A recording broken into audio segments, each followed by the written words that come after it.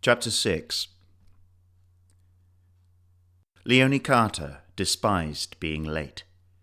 Actually, she thought, whilst drumming her fingernails on the steering wheel of the Renault, it wasn't lateness she hated, it was not being early. Lateness was a non-negotiable, as black and white as murder. There was no arguing its criminality. In Leonie's mind, hating lateness was like somebody saying they hated cancer. Duh. Not being early was different. When you're early, you can get set up, prepare properly, dictate the situation. She'd never had a bad meeting when she'd been early. On time? No. On time didn't cut it. On time was for people who had a habit of being late. People who patted themselves on the back for getting to the dentist's on 9:10. No, early. Being early was the key.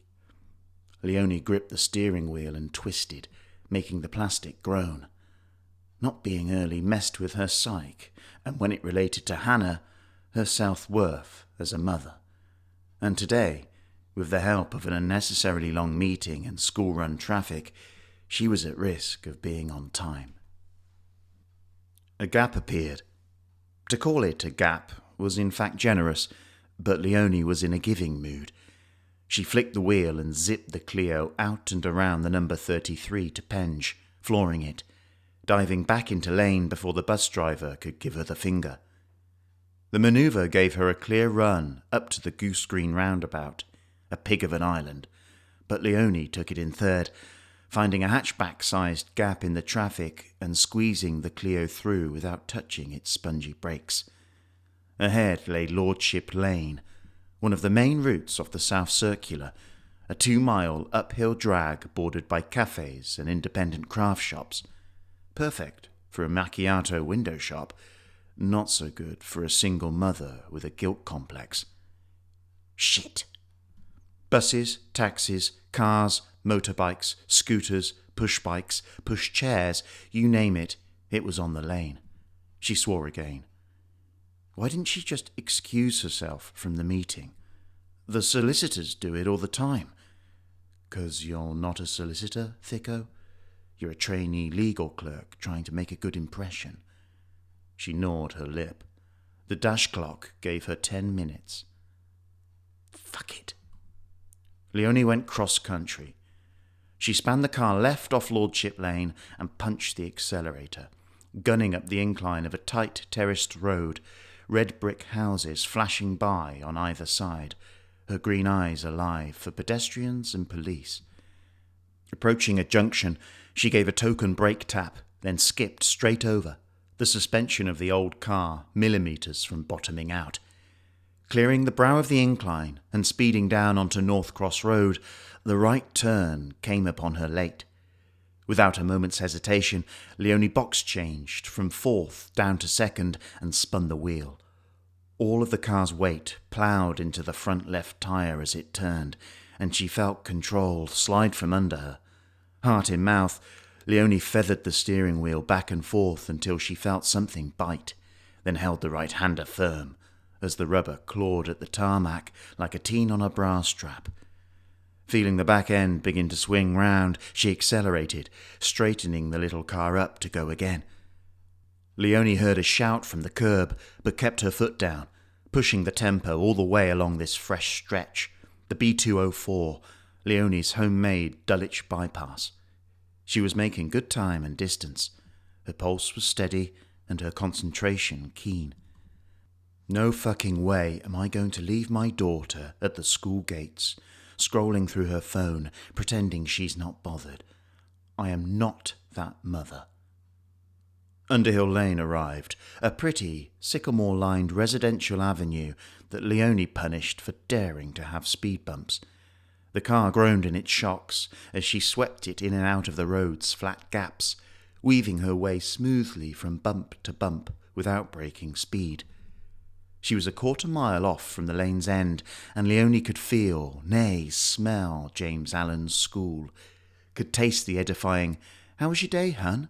as Year 7 Hannah climbed in front, safe in the knowledge that she hadn't let her daughter down. There was just one more obstacle to overcome, one more roadblock between her and holy motherhood. The A205 London Road junction. She looked up mid-slalom towards her enemy.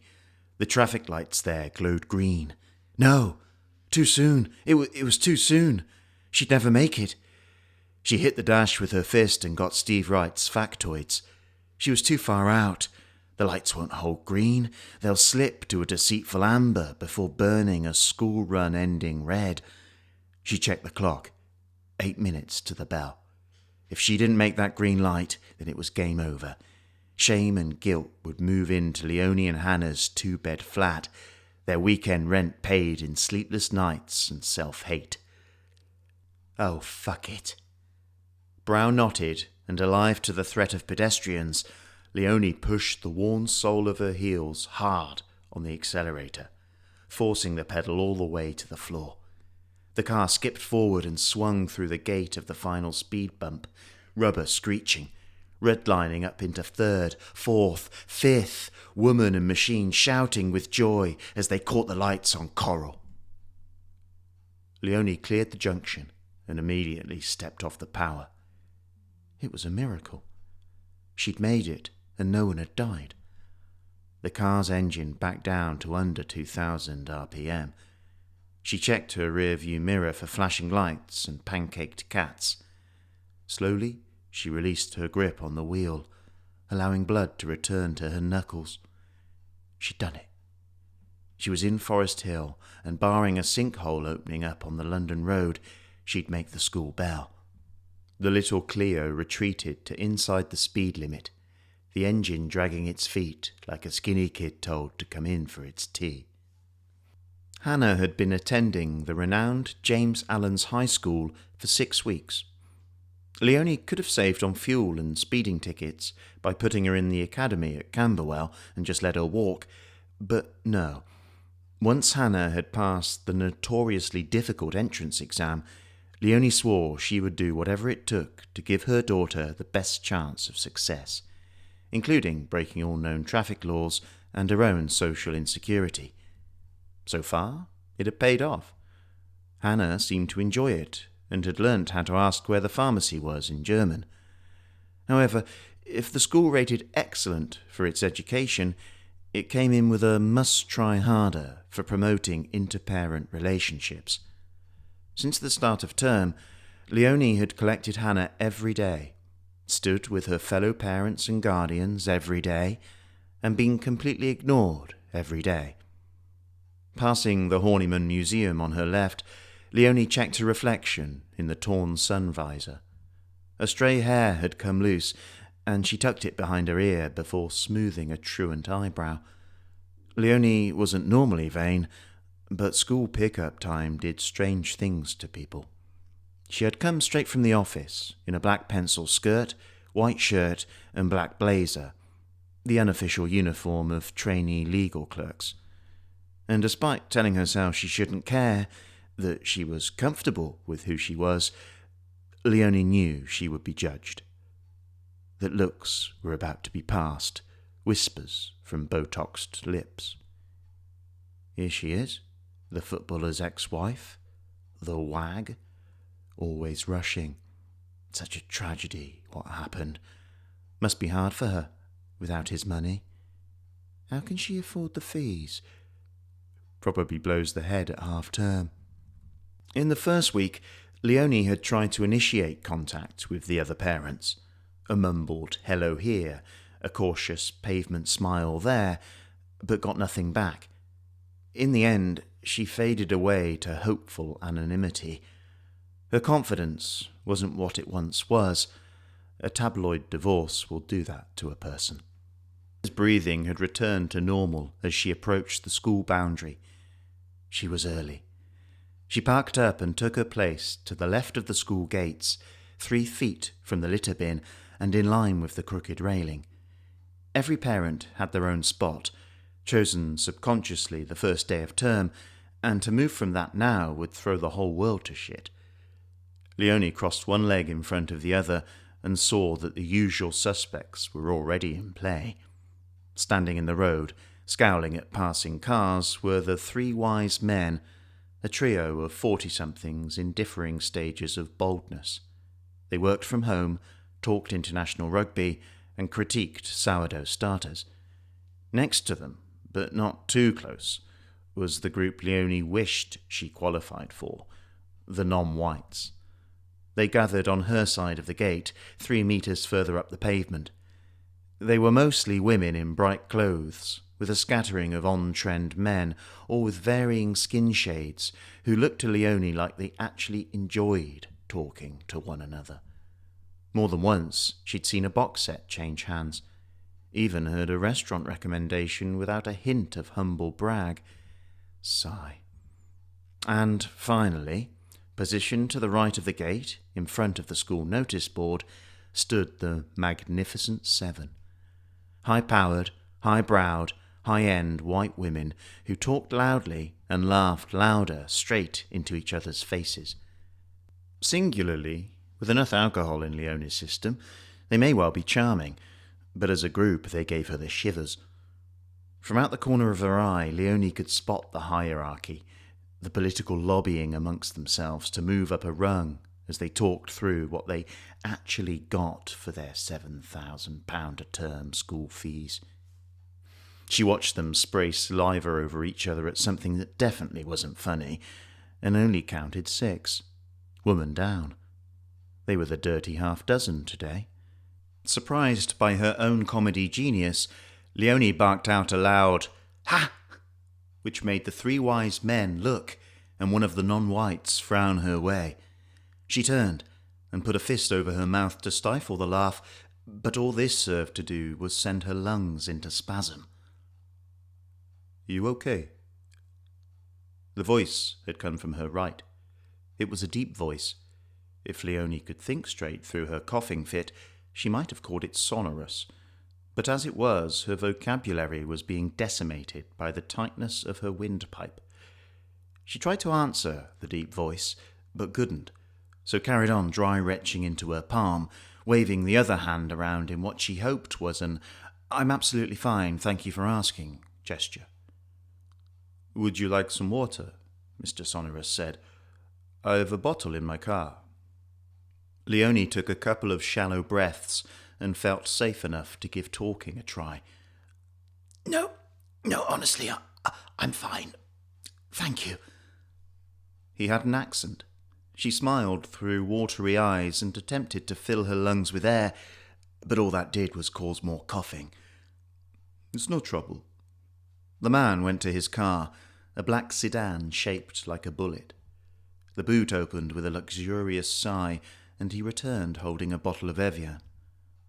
"It's unopened," handing the water to Leonie. Leonie, putting pride to one side for the sake of dignity, broke the seal on the bottle and drank. She gave 2 more hacks that sounded like gravel being shifted, and her throat was clear. She wiped her eyes and hoped her mascara wasn't halfway down her neck. She offered the bottle back. "No, thank you. You keep it. I have plenty." "Thanks." A pause, then. "What made you laugh?" "Sorry?" You started laughing and it made you cough. What was funny?" "Oh, nothing." Leonie felt her cheeks flush red. "Something I thought of, that someone said. It's nothing." She trailed off. The man watched her. Confident, a good face, dark features, black hair darker than hers, Mediterranean. He was smiling. A nice smile. "It's okay," he said. "You don't have to tell me." Leonie smiled back. "I'm Leonie." "Chris."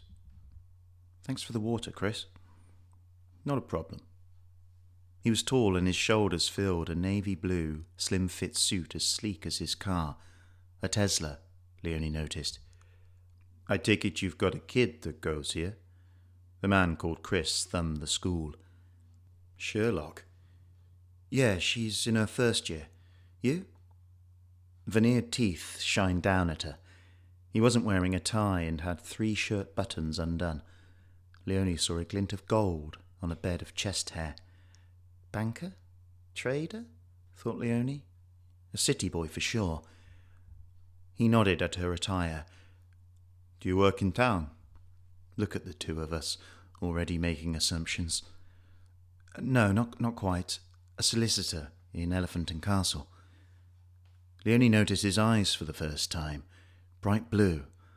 They had lit up like a gas ring. You're a lawyer? No, not really.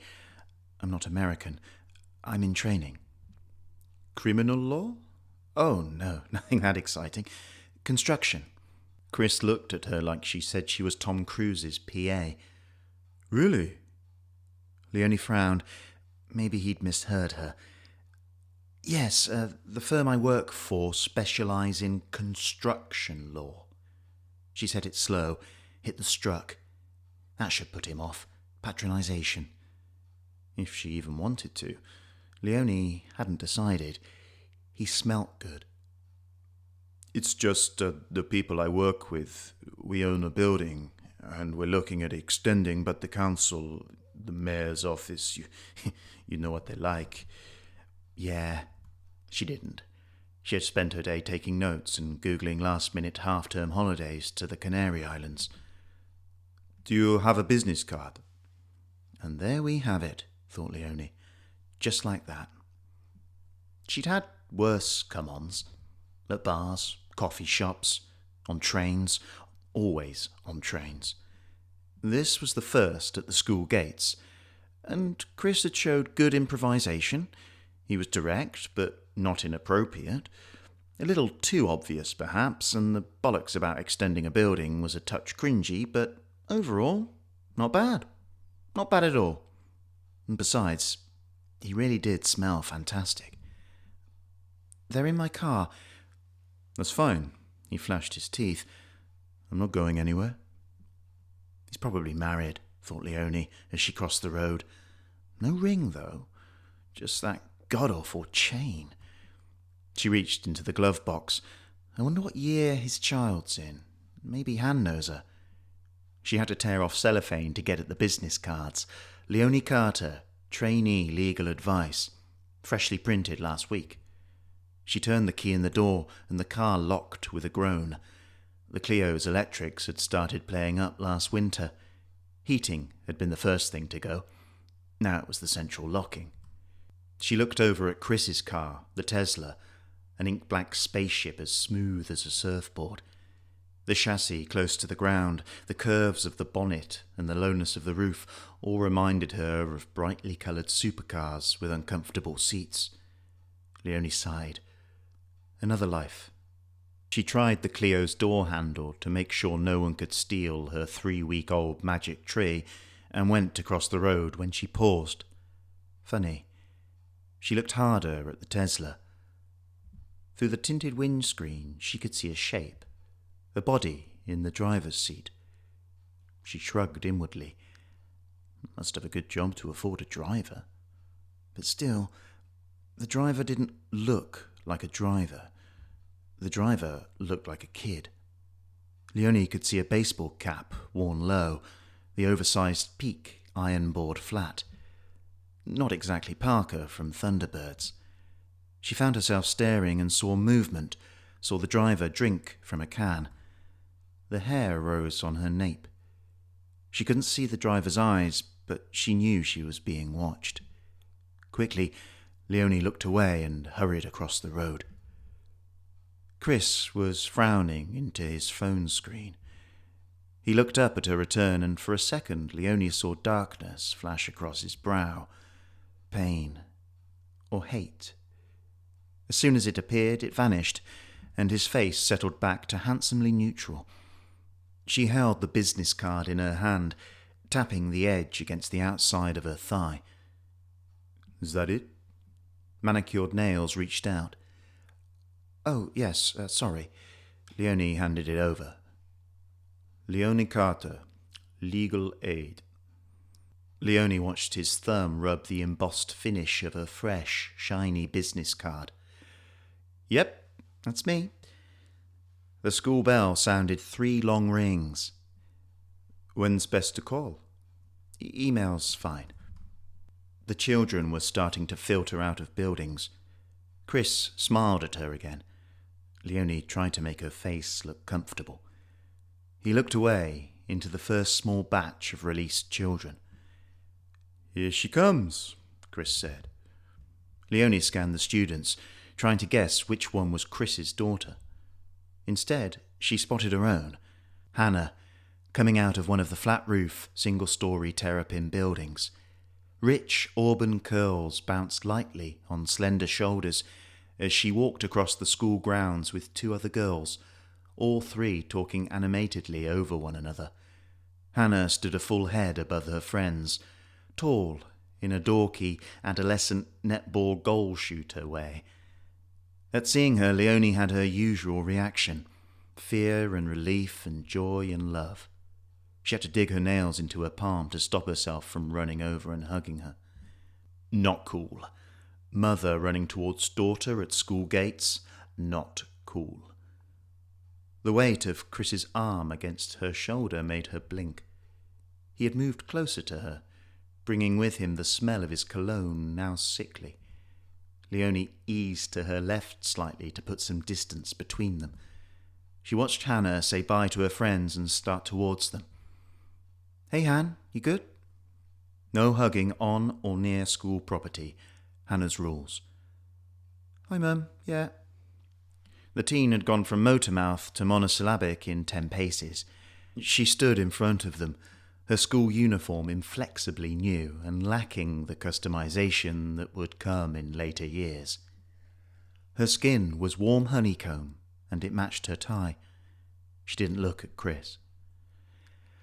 "Right then." Leonie gave what she hoped was a parting exhale and brought Hannah under her wing. "Nice to meet you, Chris." The suited man had taken a step back from mother and daughter. He stood, head on one side, observing them with an artist's curiosity. Leonie half laughed. "What?" She was cut off by a sudden hike in background noise. School had kicked out proper. Children, some shouting, all talking, spilt out of the gates and into Lewisham, starting out as a trickle that quickly became a torrent, the younger ones running, the taller ones walking fast and hard towards them. Leonie instinctively grabbed Hannah's hand, as much to save herself as her daughter from being swept away. She pulled Hannah in close as the first wave hit, the sea of adolescence breaking around them like a tide round a sea-smoothed rock. "Mum!" Hannah tugged at her arm, but Leonie held firm. A large girl tried to squeeze past, but ended up barging Leonie in the back. She stumbled slightly. "Where's yours?" "Mine?" They had to raise their voices to be heard over the exodus. "Your daughter, where is she?" "Mum, hold on, Hannah." "I don't have a daughter," Chris said. Leonie frowned and leaned her head towards him. "Sorry?" "I have no daughter." Leonie's laugh was hollow. "Yes, but you said, 'Look, here she comes.' Mum, hold on, Hannah." A girl stood on the back of Leonie's heel. She didn't feel it. "Yes, I meant, look, here comes Hannah." She looked from her daughter to Chris in bemusement. "Yes, but..." Leonie's face had become flushed. "How do you know what she looks like?" Chris's open collar showed thick, dark hair smothering gold, Christ on a cross. "From her passport. I have a passport." The other adults had gone, the 3 wise men, the non-whites, the dirty half-dozen. They were alone except for 800 school kids. "What are you talking about, her passport?" Leonie forcefully moved Hannah round, positioning herself between her daughter and the man. "Michael gave it to me." He said it like he was telling the time. "Why?" Leonie felt sick. "Sorry, what? Michael did what?" Her skin burned as small bodies jostled them. Shouts and squeaks filled her ears. Leonie's mouth was wet. "Why would Michael give you his daughter's passport?" "You both are very beautiful." Chris had taken out his mobile phone. He took a step back. Schoolgirls flowed around him. He lifted the device, turned it sideways, and tapped the screen. He checked the display and gave a little nod. A noise tore from Leona's throat, unintelligible. Christoph flashed his teeth, turned and slid through the crowd towards the road. She shouted again. Some teenagers turned. Most didn't. She shouted a third time, tried to reach him, to claw him, scratch his eyes out, to tear the cross from his neck, but she was too small, the teenagers too big. Schoolgirls giggled behind their mouths. He had climbed into the passenger seat of the car.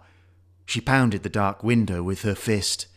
The car hissed, then pulled softly away.